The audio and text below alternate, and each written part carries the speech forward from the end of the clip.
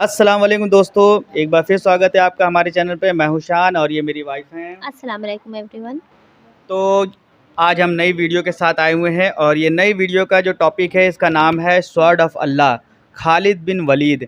ये वही पुरानी वीडियो जिस पे आप लोग कमेंट कर रहे हैं कि इसी पे वीडियो और बनाइए, तो उसी के रिगार्डिंग हम लोग दूसरे किसी उस पर रिएक्शन करने वाले थे, लेकिन बहुत ज़्यादा कमेंट आया कि द कोहिस्तानी पे ही वीडियो बनाइए। तो इन्हीं पे मैं एक बार फिर हम लोग वीडियो बनाने की सोचे हैं और ये वीडियो बहुत ही बेहतरीन होने वाली है। ये स्वॉर्ड ऑफ अल्लाह, अल्लाह की तलवार और खालिद बिन वलीद। अभी तक इस वीडियो को हम लोग भी नहीं देखे हैं कि क्या है इसका, क्या कहना चाह रहे हैं इस वीडियो में, क्या हिस्ट्री है इसके पीछे। तो हम लोग मिल के देखते हैं और मेरी वाइफ भी कुछ कहना चाहती हैं, ये भी अभी तक की वीडियो नहीं देखी हैं। जी, मैं भी ये वीडियो नहीं देखी हूँ। आप सबके साथ मैं भी ये वीडियो सीन करने जा रही हूँ, तो आप सभी बहुत ही अच्छे से इसे देखें। इस वीडियो में नोटिस करें क्या-क्या चीज़ें इसमें नई हमें देखने को और सुनने को मिलने वाली हैं। तो चलिए वीडियो स्टार्ट करते हैं। चलिए तो वीडियो स्टार्ट करते हैं। खालिद बिन वलीद को दुनिया का सबसे ग्रेटेस्ट जनरल समझा जाता है। नेपोलियन, अलेक्जेंडर द ग्रेट और जूलियस सीजर जिंदगी में कभी ना कभी कोई ना कोई जंग जरूर हार चुके हैं, लेकिन खालिद बिन वलीद दुनिया के वाहिद जनरल जो अपनी पूरी जिंदगी में कोई भी जंग नहीं हारा। और ये सिर्फ मुसलमान नहीं बल्कि पूरी दुनिया मानती है। और जंग के दौरान खालिद बिन वलीद की स्ट्रेटजीज और प्लानिंग को आज भी ऑक्सफोर्ड और हार्वर्ड जैसी यूनिवर्सिटीज में पढ़ाया जाता है। लेकिन खालिद बिन वलीद के जंगों में आखिर ऐसी क्या खास बात कि आज 1400 साल बाद भी पूरी दुनिया उन्हें याद करती। Let's find out.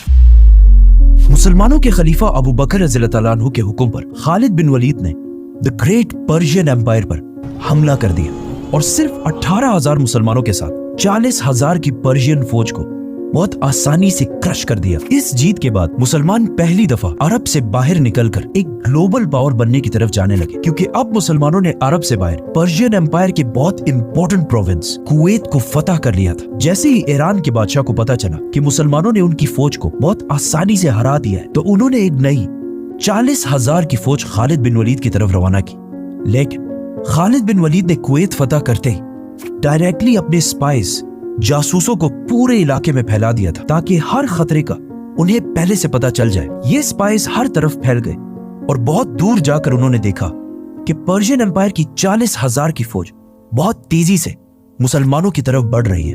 तो खालिद बिन वलीद अपनी सारी फौज लेकर उसी फौज की तरफ कुवैत से बाहर उबुल्ला की तरफ जाने लगे। उबुल्ला कुवैत से बाहर एक इलाके में है जिसे आज के जमाने में इराक कहा जाता है। नाउ एक तरफ मुसलमानों की 17,000 की फौज खड़ी थी और दूसरी तरफ पर्शियन एम्पायर की 40,000 की फौज थी। पर्शियन जनरल सामने आया और खालिद बिन वलीद को चैलेंज किया, लेकिन मुसलमानों की फौज से एक आम सिपाही ने जाकर उसे खत्म कर दिया। अगेन एक बार फिर पर्शिया की फौज का जनरल जंग से पहले ही मारा गया, जिसके बाद दोनों फौजों ने एक दूसरे पर फुल फ्लैज हमला कर दिया और बहुत सख्त जंग शुरू हुई।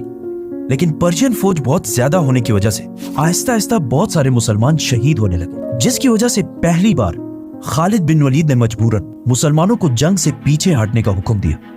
और ऐसा लगने लगा कि मुसलमान फाइनली जंग छोड़कर भाग रहे हैं। ये देखकर पर्शियन फौज जीत की खुशी में बहुत तेजी से मुसलमानों का पीछा करने लगी। पर्शियन फौज मुसलमानों के पीछे इतनी तेजी से आई कि इनके फौज के दो लाइन्स एक दूसरे से बहुत दूर हो गई। And if you look close, मुसलमान बिल्कुल सीधी लाइन में पीछे नहीं आ रहे, बल्कि एक दूसरे से दूर जा रहे हैं। आखिर पर्शियन फौज मुसलमानों का पीछा करते करते एक दूसरे से इतने दूर हो गए कि उनकी आर्मी एक नहीं बल्कि कई छोटे छोटे ग्रुप्स में बंट गई और उनकी फौज के दरमियान दो बड़े गैप्स बन गए। और इसी टाइम का खालिद बिन वलीद इंतजार कर रहे थे। एंड नाउ अचानक खालिद बिन वलीद अपने घुड़सवारों को लेकर इन दो गैप से आगे बढ़े और पर्शियन फौज के सेंटर को घेर लिया और आहिस्ता आहिस्ता उन्हें क्रश करने लगे। और फिर इसी तरह बाकी फौज को भी क्रश कर दिया। पर्शियन फौज की पिछली लाइन ने देखा कि वो ये जंग हार चुके हैं, तो वो जंग छोड़कर भागने लगे। लेकिन एज वी नो, उनका आर्मर हमेशा बहुत भारी होता था, तो ज्यादा दूर जाने से पहले ही मुसलमान उन तक पहुंच गए और उन्हें भी खत्म कर दिया। और इस तरह पर्शियन एम्पायर की एक और बहुत बड़ी फौज खालिद बिन वलीद ने क्रश कर दी। ये जंग कुवैत से बाहर इराक के अंदर हुई। मतलब अब मुसलमान कुवैत को फतह करने के बाद ईरान के दूसरे बड़े प्रोविंस इराक में एंटर हो चुके थे। अब यहां से आगे बढ़ना थोड़ा मुश्किल था, क्योंकि इराक और मदीना एक दूसरे से बहुत दूर थे और इराक में मुसलमानों की फौज को अपने हेडक्वार्टर मदीना से बार बार कम्युनिकेट करने में बहुत मुश्किल हो रही थी। इसीलिए यहाँ से आगे बढ़ने से पहले खालिद बिन वलीद ने इसी इलाके को अपना नया हेडक्वार्टर बनाया, क्योंकि इस इलाके में पर्शियंस और अरब दोनों आबाद थे और इन सब का ख्याल था कि मुसलमान इन्हें फतह करने के बाद इनके साथ वही करेंगे जो अब तक दुनिया की बाकी सारी एम्पायर्स करती हैं, मतलब लूट, प्लंडर, रेप। लेकिन खालिद बिन वलीद ने अबू बकर रज़ियल्लाहु ताला अन्हु के हुक्म पर इस इलाके की सारी प्रॉपर्टीज उन्हीं लोगों को वापस कर दी और किसी से भी जबरदस्ती कोई भी चीज नहीं छीनी और बहुत तेजी से इस इलाके में बहुत सारी अदालतें, कोर्ट्स बनाए और इन कोर्ट्स में जजेस बड़े बड़े सहाबा को बनाए, जिसकी वजह से बहुत तेजी से इस इलाके में पहली बार जस्टिस, इंसाफ कायम होने लगा। इसके बाद खालिद बिन वलीद उनके मार्केट्स और बिजनेस की तरफ आए और सबसे कहा कि बिजनेस उसी तरह जारी रखो जिस तरह इससे पहले था, लेकिन आज के बाद यहाँ सूद कोई भी नहीं लेगा।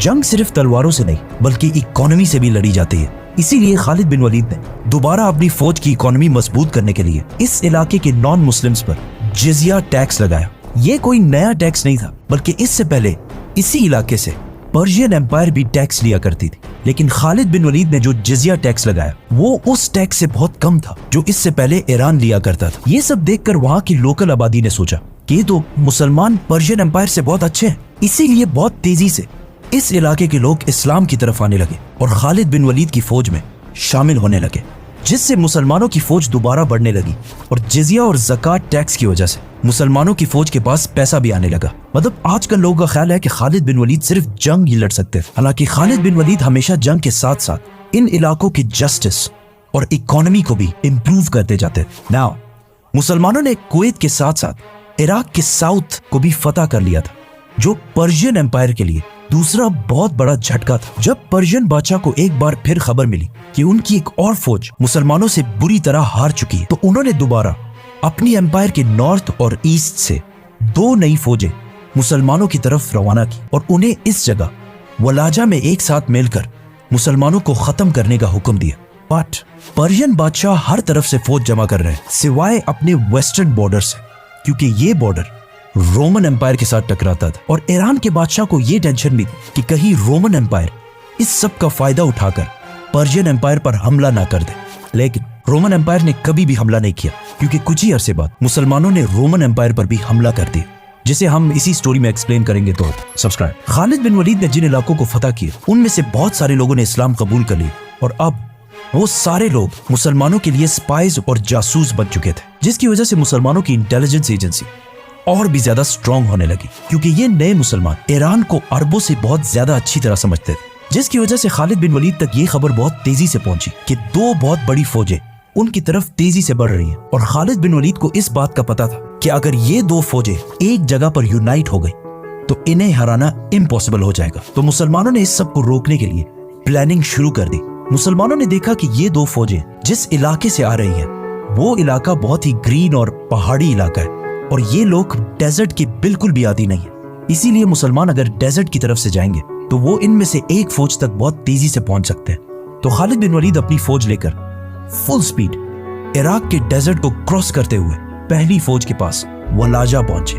मुसलमानों और पर्शियंस की पहली फौज वलाजा में आमने सामने हुई। पर्शियन फौज का जनरल ये देखकर हैरान हो गया कि जितना उसे बताया गया था उससे तो मुसलमानों की फौज बहुत ही कम है। मतलब मुसलमानों में ज्यादा पैदल सोल्जर्स है और घोड़े वाले तो बहुत ही कम है, जिसकी वजह से इस फौज में जीतने की काफी होप पैदा हुई। पर्शियन फौज से उनका चैंपियन सामने आया, जिसे उसकी बहुत बड़ी और स्ट्रॉन्ग बॉडी की वजह से पर्शियंस ने फारसी में एक बहुत मशहूर नाम दिया था, 1000 मर्द, जिसका उर्दू और हिंदी में मतलब है 1000 मर्द। खालिद बिन वलीद उस चैंपियन से लड़ने गए और कुछ ही टाइम उसे मार दिया, जिसके बाद दोनों फौजें जंग के लिए तैयार हुई। लेकिन काफी टाइम गुजरने के बाद भी ईरान की आर्मी अपनी जगह पर ही खड़ी रही, क्योंकि वो ज्यादा से ज्यादा टाइम वेस्ट करना चाहते थे ताकि उनकी दूसरी फौज उनकी मदद के लिए पहुंच सके। लेकिन मुसलमानों का प्लान तो ये था कि उन्हें यूनाइट होने से पहले ही खत्म कर दिया जाए। इसीलिए मुसलमानों की फौज बहुत कम होने के बावजूद खालिद बिन वलीद ने उन्हें हमले का हुक्म दिया।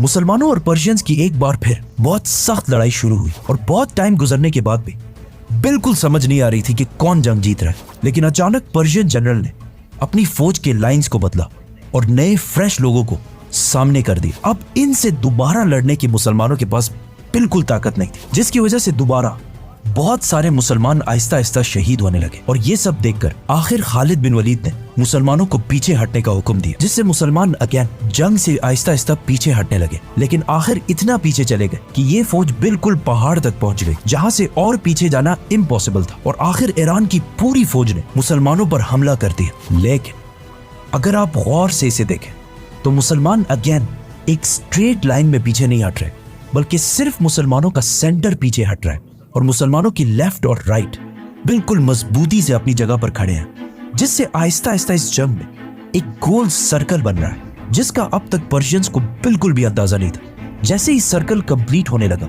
और पर्शियंस की सारी फौज इस सर्कल के अंदर एंटर हुई, खालिद बिन वलीद ने इशारा दिया और अचानक पर्शियन फौज के पीछे से 4000 हॉर्समैन घुड़सवार फुल स्पीड पर्शियन फौज के पीछे आने लगे। याद है ईरान के जनरल के जासूसों ने जितना उन्हें बताया था उससे मुसलमान बहुत कम थे, जिस पर वो बहुत खुश था। लेकिन असल में मुसलमान कभी कम थे ही नहीं। खालिद बिन वलीद ने जंग से पहले इन सारों को पर्शियन फौज के पीछे खड़ा किया हुआ था और बहुत देर से ये सब खालिद बिन वलीद के सिर्फ एक इशारे का इंतजार कर रहे थे। इसके बाद मुसलमानों ने पर्शियन फौज को हर तरफ से ऐसे घेर लिया कि कहा जाता है कि एक बंदा भी इस जंग से नहीं भाग सकता। ये कोई पहली दफा नहीं है कि खालिद बिन वलीद ने ये टैक्टिक यूज किया।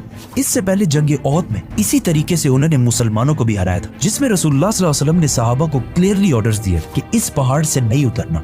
लेकिन जीत की खुशी में जब वो पहाड़ से नीचे उतर गए, खालिद बिन वलीद ने पहाड़ के पीछे से हमला कर दिया और पूरे जंग को बिल्कुल बदल दिया। और अब वही टैक्टिक उन्होंने पर्शियंस के खिलाफ भी यूज की। ईरान की इस फौज को हराने के बाद अब मुसलमान पर्शियन एम्पायर के बॉर्डर से निकलकर उनके सेंटर के करीब होने लगे और इसके कुछ ही अरसे बाद अबू बकर रज़ियल्लाहु तआला अन्हु ने ईरान के साथ साथ रोमन एम्पायर पर भी हमले का हुक्म दिया। रोमन और पर्शियन एम्पायर में मुसलमान इतनी तेजी से आगे बढ़ रहे थे कि इन दोनों एम्पायर्स ने देखा कि अगर ऐसे ही चलता रहा तो बहुत जल्द हम दोनों सुपर पावर्स खत्म हो जाएंगे। तो इसीलिए उन्होंने तारीख में पहली दफा रोमन और पर्शियन एम्पायर अपनी 700 साल पुरानी दुश्मनी खत्म करके मुसलमानों के खिलाफ यूनाइट हो गए। सब्सक्राइब।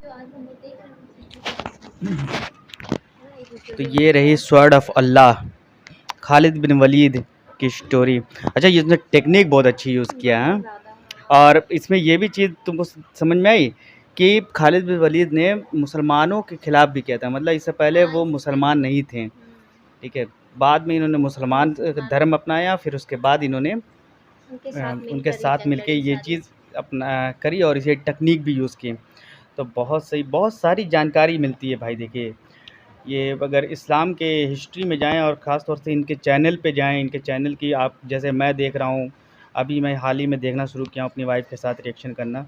तो इसमें मैं भी सीख रहा हूँ, आपके साथ साथ मैं भी देख रहा हूँ, मैं भी सीख रहा हूँ, मैं भी समझ रहा हूँ कि इस्लाम कैसे कैसे फैला है, कितनी जंगें हुई हैं, क्या क्या चीज़ें हुई हैं इसमें। क्यों जी?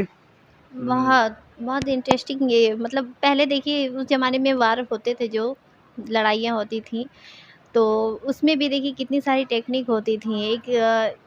उसमें भी एक लीडर होता था जो अपने इशारे से सारी चीज़ें कराता था।